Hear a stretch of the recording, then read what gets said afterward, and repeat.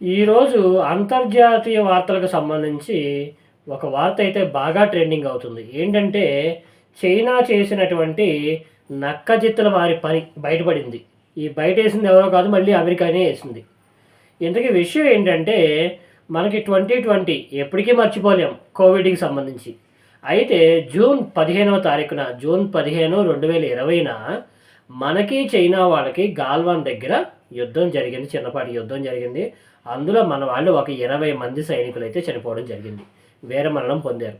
అయితే ఈ వీరమరణం పొందిన 7 రోజులకి అంటే జూన్ 22వ తారీఖున ఈ చైనా ఏం చేసిందంటే డీకప్లింగ్ అనే పద్ధతితో డీకప్లింగ్ అనే పద్ధతిని ఉపయోగించుకొని న్యూక్లియర్ టెస్ట్ అయితే చేసింది.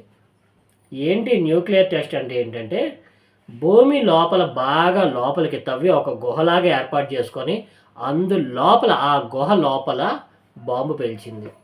అక్కడ న్యూక్లియర్ టెస్ట్ చేసింది. ఎంత ప్రమాదకరమైనటువంటి అంటే మనం అందరం నిద్రపోతున్నటువంటి సమయంలో ఈ చైనా ఇలాంటి నక్కజిత్తుల మారి పనులు చేస్తుంది. ఇక్కడ జనరల్‌గా సింహానికి దెబ్బ తగిలితే క్షణం ఆగుతుందేమో గానీ, ఇలాంటి నక్క మాత్రం ఎమ్మటే విషం చిమ్ముతుంది.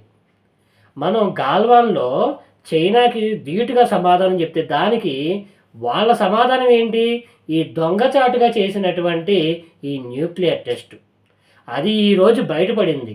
ఇప్పుడు ఈ చైనా నిజంగా నక్క అనే పదానికి నిజంగా బ్రాండ్. నక్క అనే పదానికి ఇది బ్రాండ్ అనమాట. సో మరి ఈ విషయం మీద మరి మీ అభిప్రాయం ఏంటనేది నాకు కామెంట్స్‌లో చెప్పండి. వచ్చే వీడియోలో కలుద్దాం. Thank you.